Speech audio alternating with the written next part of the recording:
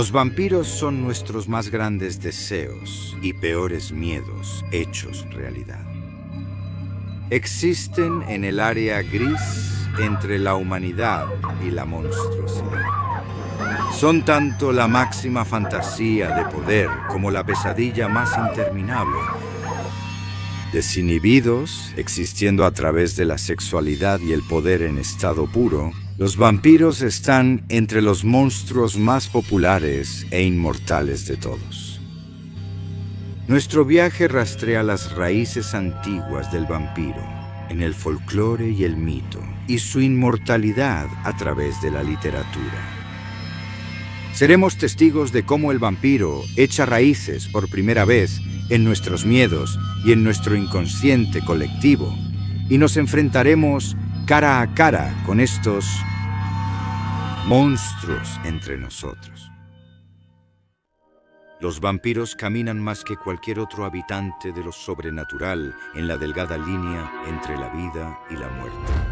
Viven de noche, poseen un magnetismo animal fuera de lo común e incluso pueden cambiar de forma. Colmillos caninos largos usados para perforar la piel de la víctima y beber la sangre de los inocentes. Esta imagen moderna de un vampiro proviene de mitologías de todo el mundo. Para los antiguos griegos son las Lamiae, una raza de mujeres parecidas a vampiros. Después de que la reina Livia Lamia tiene hijos con Zeus, el dios del trueno, su celosa esposa Hera maldice a Lamia y destruye a los hijos ilegítimos. Lamia, mentalmente destrozada, se retira a una cueva, condenada a chupar la sangre de los niños para siempre. El acto la transforma de una mujer a una criatura con cuerpo de serpiente y pies desiguales. Ella da origen a los vampiros Lamiae, con la habilidad de transformarse en mujeres hermosas para seducir primero a hombres desprevenidos.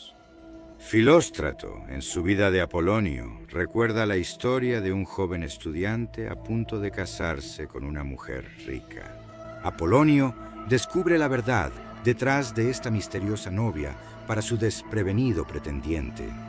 Esta hermosa novia es una de las vampiras, es decir, de esos seres a quienes muchos llaman Lamiae o duendes. Estos seres se enamoran y disfrutan los placeres de Afrodita, pero sobre todo la carne humana, y atraen con esos placeres a aquellos que planean devorar en sus banquetes. Al ser descubierta, la mujer finge llorar y admite ser una vampira. Mientras que las lamias son una burla de la humanidad, no se les consideraba muertos vivientes. Eso proviene del bricolacas griego, que son resucitados de entre los muertos, quienes regresan ya sea para comenzar nuevas vidas o para amenazar a los vivos. El bricolacas puede ser destruido por un fuego que lo consuma todo. Quizás los más parecidos al vampiro actual y una fuente de terror para los futuros padres son los Calicantzaros. Los niños nacidos entre Navidad y Año Nuevo están malditos a convertirse en vampiros al morir. Primero, durante la semana maldita y por el resto de sus vidas, sus uñas se alargarán hasta convertirse en garras para destripar brutalmente a cualquiera que se cruce en su camino. A pesar de los lazos de sangre, los sospechosos de ser Calicantzaros pueden vivir toda su vida mientras los demás les temen. Pero al morir y transformarse en un Calicantzaros, viven en el inframundo durante todo el año, excepto en esos días fatídicos al final del año. El folclore malasio presenta quizá al más aterrador de todos los vampiros, el Penangal. El vampiro más extraño de la mitología viene de Malasia. El Penangal ataca a mujeres embarazadas y recién nacidos. Lo increíblemente único y aterrador del Penangal es que en realidad separa su cabeza de su cuerpo.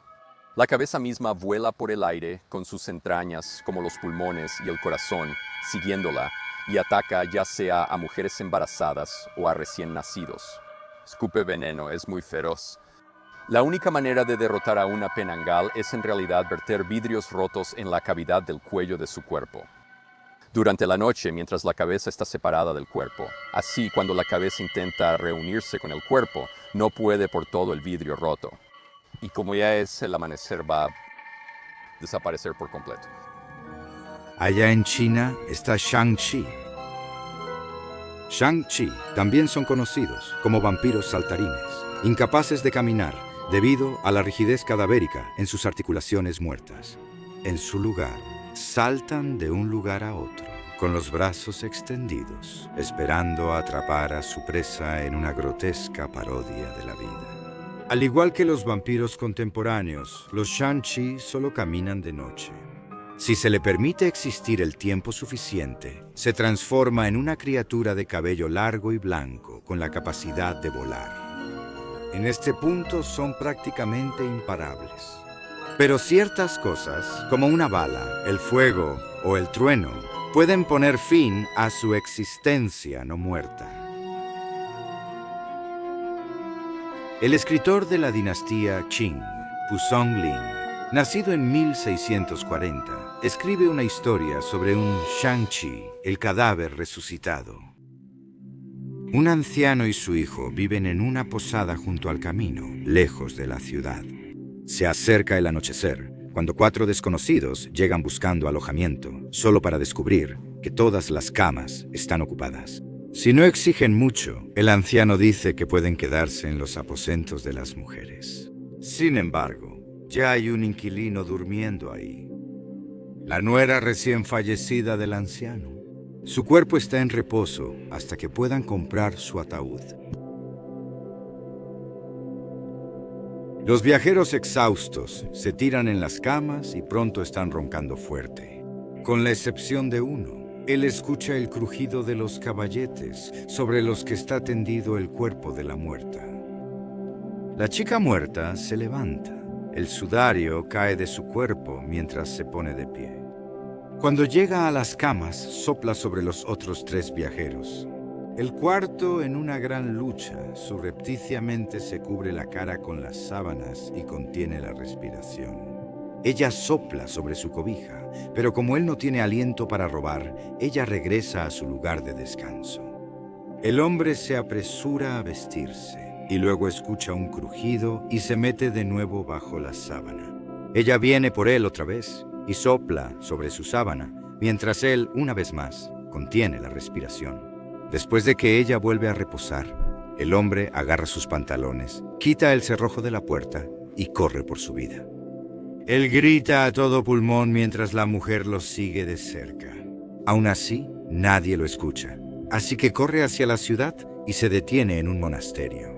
Un monje, pensando que el hombre está loco, se niega a dejarlo entrar, sin saber el destino al que lo ha condenado. El hombre, al ser alcanzado por la chica muerta, se esconde detrás de un árbol y esquiva sus manos.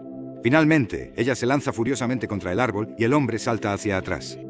A la mañana siguiente, el monje sale del monasterio y encuentra al hombre tirado en el suelo, inconsciente. El cuerpo de una chica muerta está pegado al árbol.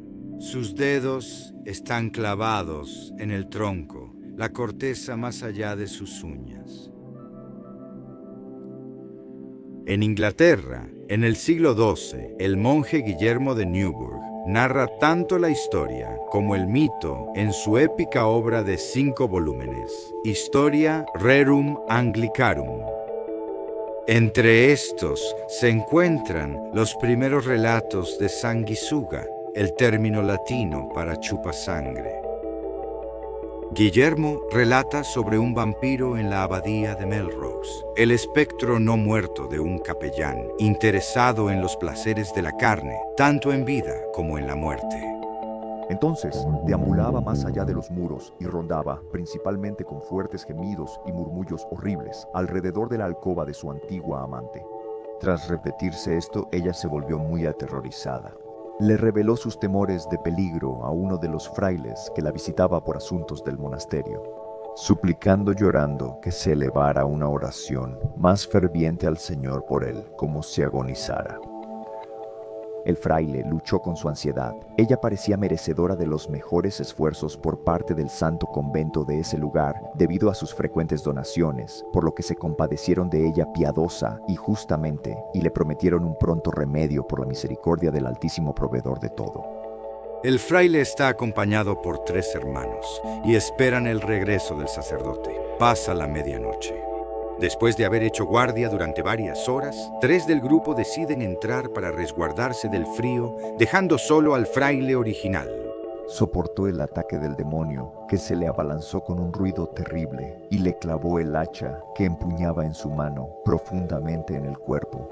Al recibir esta herida, el monstruo gimió en voz alta y, dándose la vuelta, huyó con una rapidez nada inferior a la que había mostrado al avanzar. Mientras el hombre perseguía a su enemigo desde atrás y lo obligaba a buscar de nuevo su propia tumba, la cual se abrió por sí sola y recibiendo a su huésped ante el avance del perseguidor, inmediatamente pareció cerrarse con la misma facilidad. Al amanecer, los 4 hombres desentierran el cuerpo del sacerdote. En el cadáver, la herida de hacha todavía sigue sangrando. Llevando el cuerpo fuera del terreno sagrado, queman al sacerdote vampiro y esparcen sus cenizas al viento. El mito del vampiro se asemeja más a lo que conocemos hoy en las regiones eslavas de Europa del Este del siglo XVI. En 1526, Turquía conquista Hungría en batalla, dividiendo Hungría entre los turcos, los Habsburgo austriacos y el Estado independiente de Transilvania. Estos países son vecinos de los eslavos, que desarrollan su mitología vampírica, originada en los Balcanes por los desacuerdos del siglo IX entre paganismo y cristianismo. A medida que el cristianismo domina la región, las supersticiones y creencias paganas sobreviven principalmente en la creencia en el vampirismo. La primera aparición de la palabra upir, que pronto se convertiría en vampiro, aparece en 1047 en un documento ruso que llama a un príncipe un vampiro malvado, o upirlichi. Otros términos sinónimos de vampiro surgen alrededor de esta época: el serbo-croata uparina, el ucraniano upirvi y el búlgaro vampir. Estos vampiros son creados inicialmente a través de una maldición puesta sobre aquellos excomulgados por la Iglesia. Una muerte violenta o suicidio, un entierro inapropiado, o incluso la muerte de un infante antes de que pueda ser bautizado en la Iglesia. Cuando se sospecha de una plaga de vampiros, los aldeanos exhuman el cuerpo del recién fallecido, usualmente de alguien que murió dentro de los 40 días, como en el periodo entre la muerte y el regreso de Cristo, y lo investigan en busca de señales de vampirismo. ¿Son flexibles las articulaciones? ¿Hay rastros de sangre alrededor de la boca? ¿Y qué hay de hinchazón o uñas largas? Cuando se encuentra, se toman medidas drásticas para evitar que el vampiro vuelva a levantarse. Se clava a la fuerza una estaca de madera o metal en el corazón, la cabeza o el estómago. La cabeza se corta y se coloca entre los pies para volver a enterrarla. El fuego purificador eterno consume el cuerpo del alma desafortunada, dejando nada más que un montón de cenizas. Las regiones eslavas producen a uno de los primeros supuestos vampiros reales de la historia, Elizabeth Bathory, también conocida como la Condesa Sangrienta. Nacida en 1560, Elizabeth crece en Exit, Transilvania, cuando el Imperio Otomano choca con los ejércitos austriacos y el protestantismo surge para desafiar al catolicismo romano. Después de dar a luz en secreto a un hijo concebido con un campesino, Bathory se casa con el conde Ferenc Nadasti. Él es un soldado que la deja sola y a cargo de su hogar, el castillo Zarbar. Bathory es cruel con sus sirvientes y con los campesinos cercanos. Una chica que fue sorprendida robando fruta es atada desnuda a un árbol y untada con miel. A otras les prenden tiras de papel aceitado entre los dedos de los pies e incluso les clava alfileres debajo de las uñas. Las más desafortunadas son arrojadas desnudas y mojadas a la fría noche de invierno para que mueran congeladas. El igualmente cruel conde Nadasdi muere en 1604, dejando a Báthory idear nuevos métodos de abuso por su cuenta. Viviendo entre Viena y 2 casas en Eslovaquia, Báthory comienza a experimentar con la brujería, con la esperanza de conservar su belleza, que amenaza con desvanecerse con la vejez. Después de que el esposo de Elizabeth Báthory, el conde Nadasdi, muriera en 1604, ella comenzó a incursionar en la brujería. Curiosamente, le interesaban las cualidades rejuvenecedoras de la sangre de las vírgenes, y Elizabeth comenzó a reunir vírgenes y torturarlas, desangrarlas y, supuestamente, bañarse en su sangre. Se dice que la tortura favorita de Báthory era lanzar a chicas campesinas a jaulas con pinchos.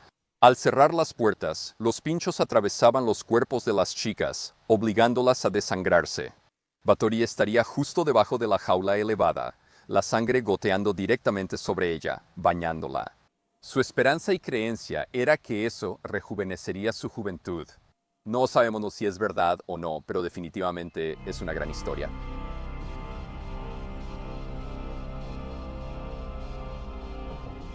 Todo la alcanza en 1610, cuando, impulsados por los rumores de sus atrocidades y con la esperanza de confiscar sus tierras, se inicia una investigación oficial. Se habían difundido rumores sobre las atrocidades de Elizabeth Báthory, y funcionarios que en realidad estaban ansiosos por apoderarse de sus tierras iniciaron una investigación. Varias chicas fueron halladas cautivas en su castillo. Hallaron los cuerpos de unas 50 personas asesinadas a lo largo de los años y registros de 600 más. Lo más fascinante de esto, como mencioné antes, es que las autoridades solo querían quedarse con sus tierras. Así que le dieron importancia a estos rumores salvajes que circulaban sobre la condesa sangrienta para tener una excusa para quedarse con su castillo. Investigaciones adicionales descubren 50 cuerpos y documentación de más de 600 víctimas a lo largo de los años. Los cómplices de Elizabeth son declarados culpables. El que recibió el castigo más leve simplemente fue decapitado. A 2 de los otros les arrancaron los dedos con tenazas y luego los quemaron vivos. En cuanto a Elizabeth Báthory, fue emparedada dentro de una habitación de su castillo. Había una rendija para pasar la comida y entraba poca luz solar. Duró 4 años y murió en 1614. Es un final patético para una mujer feroz. Uno de los casos más conocidos de vampiros reales ocurre más o menos en la misma época en Serbia. Esto lo documentó el historiador Montague Summers en la década de 1920.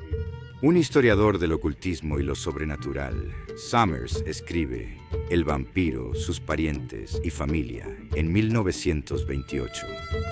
Es el primer estudio serio sobre el vampiro.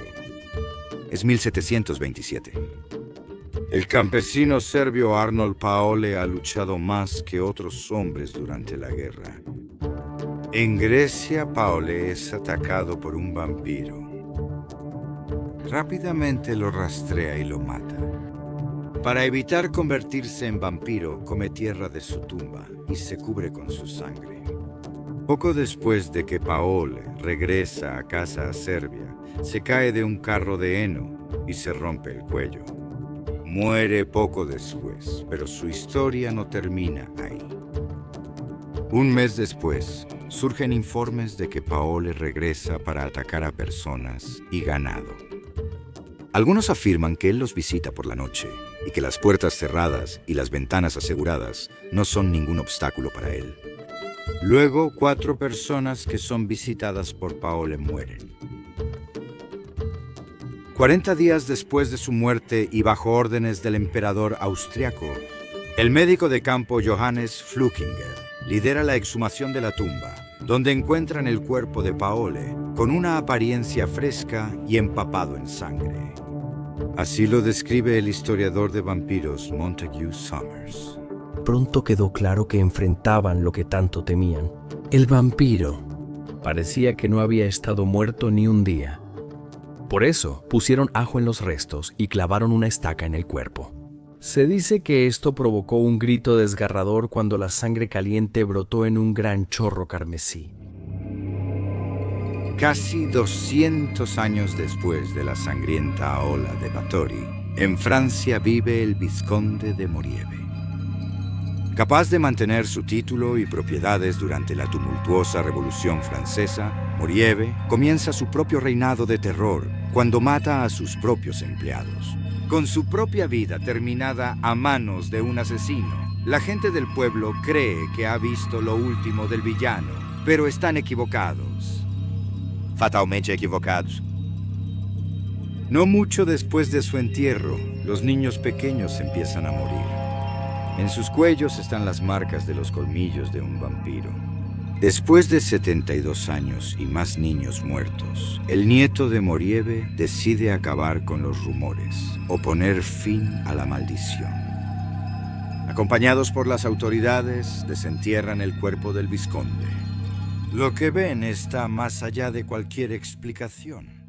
Al menos cualquier explicación natural. Un fin de semana tenso, el desafío de un poeta, llevará a la creación del primer vampiro literario, uno inspirado en el propio poeta inmortal. Para 1816, el poeta inglés Lord Byron es un paria debido a acusaciones de incesto con su media hermana Augusta. El excéntrico Byron duerme hasta tarde para evitar demasiada exposición al sol. Es conocido como el hombre más peligroso de Europa para muchas mujeres. Sus extrañas actividades nocturnas, sin que él lo sepa, impactarán para siempre al vampiro en la literatura. Saliendo del país hasta que el escándalo se calme, Byron contrata a John Polidori, de 21 años, como su médico. A pesar de haber terminado la escuela de medicina a los 19 años, el brillante Polidori tiene aspiraciones literarias y admira al mayor Byron. Salen de Londres a las 10 de la mañana, el 2 de abril de 1816, en un carruaje hecho a medida, replicado del extravagante carruaje de Napoleón. No pasa mucho tiempo antes de que Polidori le fastidie al poeta, como Byron le contó a su editor, John Murray, en una carta. Nunca me sentí más disgustado con ninguna creación humana que con las eternas tonterías, trivialidades, vacío, mal humor y vanidad de ese joven. Sin embargo, Polidori acompaña a Byron a la villa Diodati en el lago de Ginebra. Entre quienes se les unen están el poeta Percy Bysshe Shelley y su famosa prometida Mary Wollstonecraft, y su media hermana, quien resulta ser la examante embarazada de Byron. Polidori se convierte en el blanco de las bromas de Byron. Al darse cuenta de la fascinación del joven doctor por Mary, Byron lo incita a saltar desde una pequeña altura para bajar corriendo la colina y ayudar a Mary a subir a la villa. Polidori cae torpemente y se lesiona gravemente el tobillo. Byron se ríe abiertamente del herido y avergonzado Polidori, quien más tarde se venga golpeando al poeta en la rodilla con un remo mientras pasean en bote. Una noche fatídica después, Byron, con su voz profunda y dramática, lee un libro de historias de fantasmas alemanas, abrazando la atmósfera de una tormenta colosal. Es en medio de este clima inusual y extraño que Byron lanza un reto para que todos inventen su propia historia aterradora. Comienzan a contar sus relatos la noche del 17 de junio. Para Byron, es la historia de dos hombres que viajan a Grecia, donde uno muere, y luego reaparece en Inglaterra y tiene un romance con la hermana del otro. El 19 de junio, Polidori teje su relato, una historia sobre una mujer con una calavera por cabeza que es castigada por espiar a través de una cerradura. Mary Shelley, como será conocida después de casarse, escribe esto en su diario. El pobre Polidori tuvo una idea terrible sobre una dama con cabeza de calavera que fue castigada por espiar a través de una cerradura. que era lo que quería ver, lo olvidó. La idea de Mary Shelley, dicha en voz alta, como las de los demás, se convierte en la idea principal de su futura novela, el moderno Prometeo, mejor conocida como Frankenstein.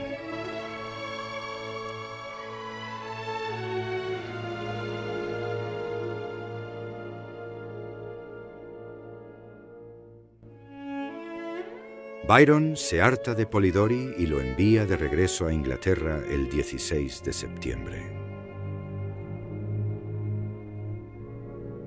En medio de la fricción creada por Polidori, surge un reto a duelo, así como una promesa de dispararle a Shelley.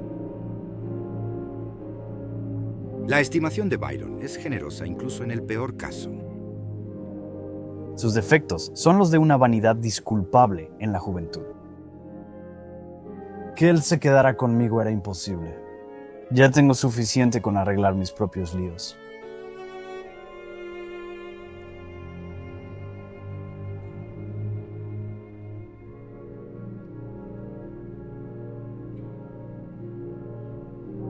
Y como los preceptos sin ejemplo no son las homilías más agradables, pensé que era mejor concederle su deseo. No le conozco grandes defectos y sí algunas virtudes. Es inteligente y capaz, según todos sabe bien su profesión, y es honorable en sus tratos y para nada malévolo. Después de gastar la indemnización que Byron le dio, Polidori regresa a Inglaterra y escribe su propia historia. Una desarrollada a partir de sus notas sobre el relato de Byron en el balneario. Polidori vende su cuento corto, El vampiro, por 30 libras en 1819. El prefacio, probablemente escrito por un editor, relata la noche en el lago de Ginebra y, irónicamente, le atribuye el vampiro a Lord Byron. Polidori no está divertido. Su corresponsal en Ginebra lo ha llevado a un error respecto al relato del vampiro, que no es de Lord Byron, pero fue escrito completamente por mí a petición de una dama que, al mencionar que su señoría había dicho que tenía la intención de escribir una historia de fantasmas. Dependiendo el interés en las circunstancias de dos amigos que dejan Inglaterra y uno muere en Grecia, el otro lo encuentra vivo a su regreso y corteja a su hermana. Diciendo que pensaba que era imposible desarrollar tales materiales, ella deseaba que yo lo escribiera para ella, lo cual hice en 2 mañanas ociosas a su lado. Las circunstancias mencionadas y el juramento del hombre moribundo para que el sobreviviente no revelara su enfermedad son las únicas partes del relato que corresponden a su señoría. Los dos hombres del relato hablado de Byron se convierten en el protagonista, Aubrey, y el misterioso Lord Ruthven, el enigmático y aristocrático vampiro que rebosa sexualidad y magnetismo. Por sus peculiaridades, lo invitaban a todas las casas y todos querían verlo. Y aquellos que estaban acostumbrados a emociones violentas y ahora sentían el peso del aburrimiento, se alegraban de tener algo en su presencia capaz de captar su atención. A pesar del tono mortal de su rostro, que nunca adquiría un matiz más cálido, ni por el rubor de la modestia, ni por la fuerte emoción de la pasión, aunque su forma y contorno eran hermosos. Muchas de las cazadoras de notoriedad intentaron ganarse su atención y obtener al menos algunas muestras de lo que podrían llamar afecto. A medida que avanza la historia, Ruthven y Aubrey se separan, dejando a Aubrey para estudiar las antiguas ruinas de Grecia. Allí se enamora de una joven campesina que se convierte en la primera víctima del vampiro. El vampiro no solo sienta las bases para el vampiro literario. Un inmortal aristocrático que juega con los hombres para su propia diversión y alimento, y es un humano transformado en lugar de simplemente poseído. Pero también inspira una fiebre de vampiros en toda Europa. El autor francés Charles Nodier escribe una adaptación teatral, Le Vampire, que se estrena en 1820 e inspira más obras de vampiros, presentando al villano como un antihéroe romántico lleno de melodrama. Sin embargo, Polidori no ve nada de esto, ya que su editor registra los derechos de autor antes que él. Él logra que se conformen con un pago de 30 libras o $50.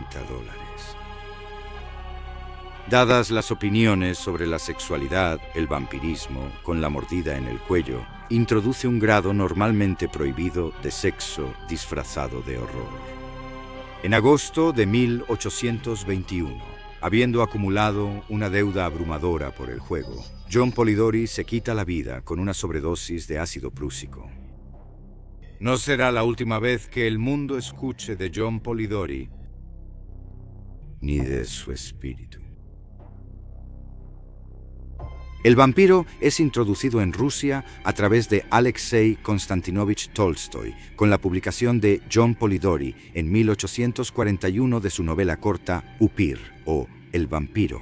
El vampiro sigue a una joven pareja en un baile en Moscú, donde se revela que la línea familiar de la mujer ha sido maldita para convertirse en vampiros. Tolstoy siguió a Lupier con la familia del Burdalac. En ella, un diplomático francés se hospeda en la casa de un campesino serbio, Gorcha, y su familia. Cuando Gorcha regresa a casa después de matar a un vampiro, actúa de manera extraña. Gorcha se ha convertido en un Burdalac, un vampiro que se alimenta de su propia familia y que, al final, convierte a todos, desde sus hijos hasta sus nietos, en vampiros. James Malcolm Raymer, en 1847, amplía la idea del vampiro de Polidori con Barney el vampiro, una novela por entregas, publicada en las revistas Penny Dreadful británicas de la época. A menudo vendidas por apenas un centavo y impresas en papel barato, las sensacionalistas Penny Dreadfuls estaban dirigidas a personas con bajo nivel de alfabetización. El éxito de Barney lleva a un total de aproximadamente 900 páginas, todas las cuales más tarde se reimprimen en formato de novela. El autor James Malcolm Raymer fue un escritor escocés que, antes de crear a Barney, había trabajado como editor de la revista The Queens. Poco después de escribir un artículo menospreciando la ficción popular como los espantosos fracasos de la reina, y obtiene el puesto de editor en Lloyd's Penny Weekly Miscellany.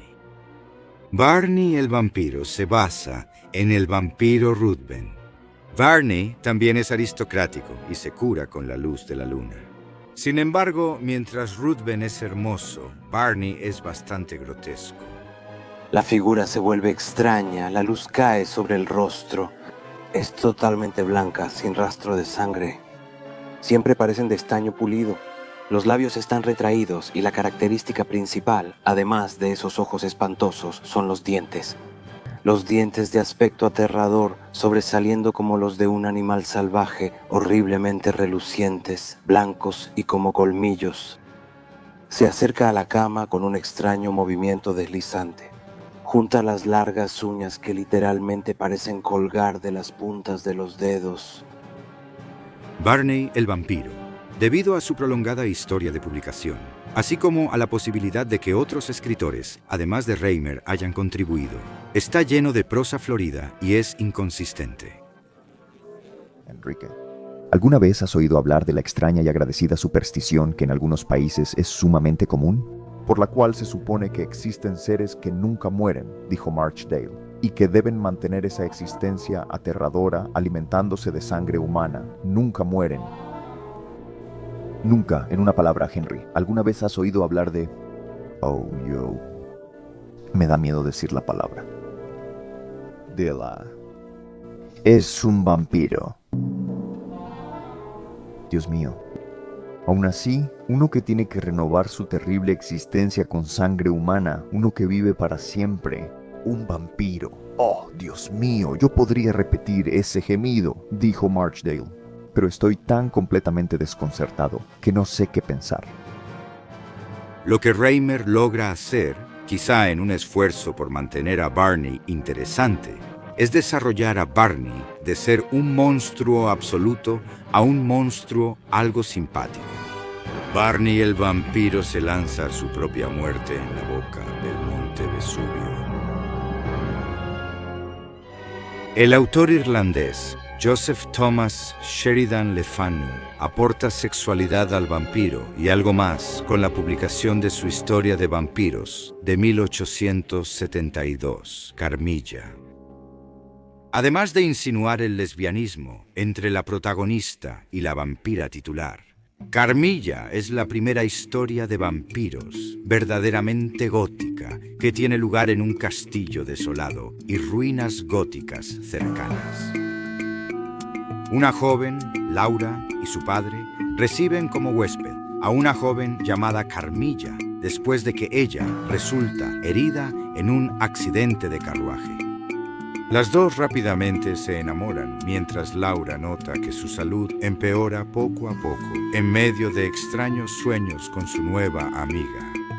También está presente, al igual que en Barney, el retrato de Carmilla pintado hace más de un siglo, cuando ella estaba realmente viva.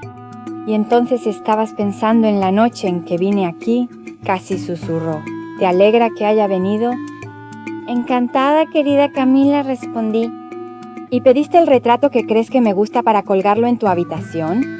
Ella murmuró con un suspiro mientras acercaba su brazo a mi cintura y dejaba que su linda cabeza se apoyara en mi hombro. Qué romántica eres, Camila, dije. Cada vez que me cuentes tu historia estará compuesta principalmente por algún gran romance. Ella me besó en silencio. Estoy segura, Camila, de que has estado enamorada, pero en este momento hay un asunto del corazón en marcha. No he estado enamorada de nadie, nunca lo estaré, susurró, a menos que te lo deje a ti. La tensión sexual en Carmila corre paralela a la psicológica, mientras Laura sigue teniendo pesadillas con su nueva amiga. Una noche, en lugar de la voz a la que estaba acostumbrada a escuchar en la oscuridad, escuché una dulce y tierna y al mismo tiempo terrible, bien puesta. Tu madre te advierte que tengas cuidado con el asesino. Al mismo tiempo, una luz apareció inesperadamente y vi a Camila de pie al pie de mi cama, con su camisón blanco. Desde la barbilla hasta los pies estaba cubierta por una gran mancha de sangre.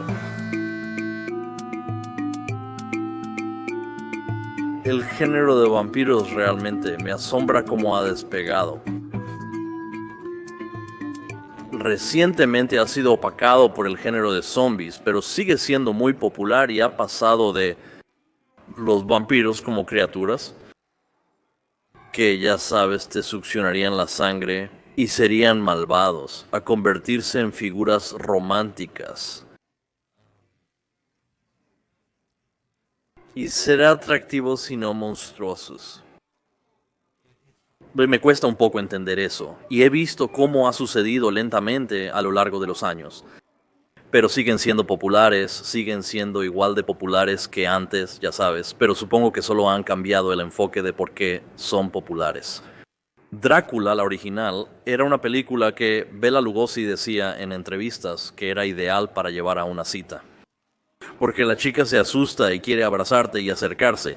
Y todavía parece que el género de vampiros es más popular entre las mujeres hoy. Y creo que Lugosi tenía algo de razón en ese tiempo, incluso más. Parece que hay muchas más fanáticas del género de vampiros que fanáticos hombres. Por supuesto, ya sabes, Anne Rice y todo eso creando al estote. Pero hacerlos figuras románticas influyó mucho en eso. Cuando Anne Rice escribió Entrevista con el vampiro, tomó mucho al vampiro gótico al estilo Drácula, y de manera ingeniosa lo fusionó con la mitología del antiguo Egipto, el mito de Osiris, de los no muertos. Ella le dio al vampiro una base y un fundamento más sólidos. Ella hizo que se sintieran más legendarios gracias a eso. Pero más allá de sus orígenes de la raza vampírica, lo que Anne Rice hizo fue unir lo erótico. Ella había sido una escritora erótica antes. Anna Rampling era su seudónimo. Ella unió lo erótico, de maneras que Bram Stoker nunca pudo hacer en los rígidos tiempos victorianos con Drácula. Así que tenemos a estos vampiros que en realidad son los primeros vampiros sensuales. Pero como eran vampiros, no podían tener sexo. Por lo tanto, no tenían un género real. Así que ella creó este personaje muy ambiguo, un vampiro bisexual. Es casi como si ella hubiera tomado lo que David Bowie estaba haciendo con sus presentaciones en los años 70 y lo hubiera llevado al mito del vampiro, combinado con un poco de la novela romántica clásica.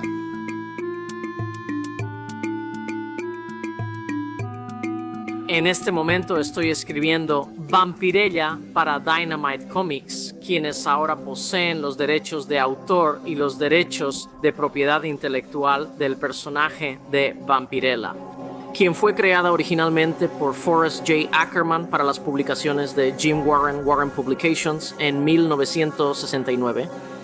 Y el personaje es básicamente una vampira, originalmente del espacio exterior, pero ahora ya no tanto. Y llega a la Tierra y se involucra en la lucha contra monstruos y otros vampiros, más o menos por el bien de la humanidad. Y la versión original el disfraz fue diseñado por la artista de Comics Underground Trina Robbins. Y la versión original, el diseño original del personaje de Vampirella fue realizado por el famoso artista Frank Frazetta, quien hizo varias de las portadas originales para la primera edición de Vampirella allá por el 69-70. El 2014 marca el 45º aniversario de Vampirella desde su creación y Dynamite está haciendo varias cosas para celebrarlo. Y este año empecé como la escritora de la serie. Soy la primera mujer en los 45 años de historia del personaje en escribir Vampirella.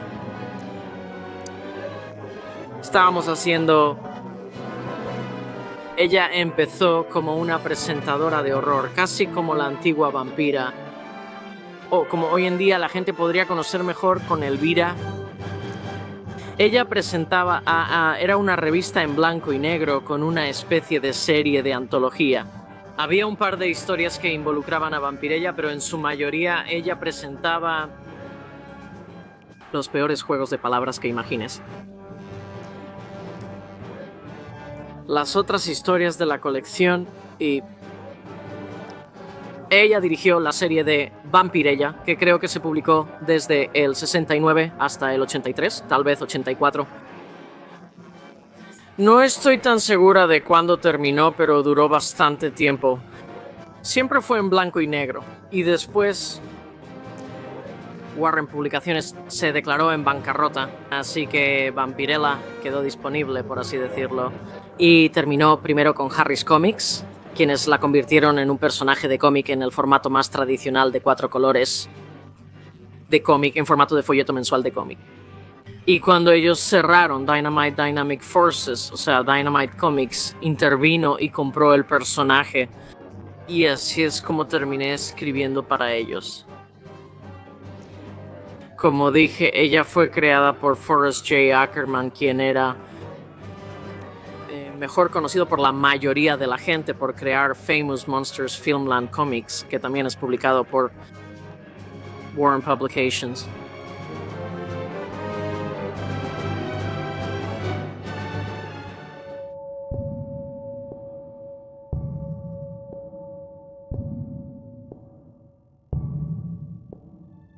En 1854, la fiebre de los vampiros no pasa desapercibida en Estados Unidos, particularmente en Nueva Inglaterra. En Jewett City, Connecticut, la familia Ray sufre varias muertes desde 1845 hasta 1854. Aunque probablemente se trate de tuberculosis, la familia decide desenterrar los cadáveres de 2 de sus hermanos y quemarlos para acabar con la supuesta maldición vampírica que los había estado atormentando. Los vampiros de Jewett City son un ejemplo de la paranoia vampírica que se apodera de Nueva Inglaterra, donde el vampirismo se convierte en una explicación fácil para enfermedades como la viruela y la tuberculosis. El caso más conocido de los vampiros estadounidenses es el de Mercy Lena Brown, cuyo caso es un ejemplo de la impotencia de la ciencia y la medicina modernas frente a la histeria colectiva y la superstición. La tuberculosis afecta a la familia Brown de Exeter, Rhode Island, a finales de 1800. Las primeras víctimas son la señora Mary Brown y su hija Olive, dejando a George Brown, sus 4 hijas y su hijo Edwin. Edwin tarda 4 años en mostrar los primeros signos de enfermedad. Mientras él busca tratamiento en otro lugar, su hija Mercy, de 19 años, muere. George Brown, escéptico ante la afirmación de sus vecinos de que se trataba de vampirismo, no tiene más opción que exhumar los cuerpos de su esposa, hija y nieta. Si los cadáveres tienen sangre en los órganos y los cuerpos no están descompuestos, él debe ceder ante su miedo al vampirismo. Mientras que los cuerpos de Olive y Mary están descompuestos, el de Mercy es considerado por los presentes como menos descompuesto de lo que debería estar. El médico forense, Dr. Harold Metcalf, indica que es una cantidad normal para alguien fallecido hace 9 semanas. Cuando le indican a Metcalf que extraiga el corazón y el hígado de Mercy, y cuando la sangre gotea de ellos, la gente del pueblo está segura de que ella es un vampiro. Las cenizas, provenientes de la quema de los órganos, se mezclan con medicina y Edwin las bebe. La esperanza es evitar que la maldición del vampiro lo reclame. Aún así, muere poco después. El caso de Mercy Brown se ha exagerado con los años. Los visitantes aún afirman de vez en cuando ver una bola de luz flotando sobre la tumba, acompañada por la vocecita de una niña. Por favor, ayúdame. Déjame salir. Otro ejemplo de histeria colectiva. Quizás, aunque probablemente sea la única parte de Mercy Brown que queda. Su alma, obligada a rondar su tumba por la profanación de su cadáver. La noticia del caso de la vampira Mercy Brown llega más allá de las costas estadounidenses hasta Inglaterra. Allí, un gerente de teatro con afición por escribir cuentos cortos lee los artículos con interés. Su nombre es Bram Stoker y lo que está a punto de escribir redefinirá al vampiro para el resto de su vida inmortal.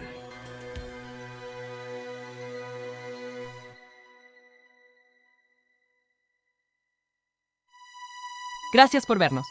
Si te gustaría ayudarnos a producir más contenido histórico interesante como este, por favor dale like, comenta abajo y comparte este video con otros aficionados a la historia. Y por supuesto, asegúrate de suscribirte para ayudar a que la historia siga sucediendo.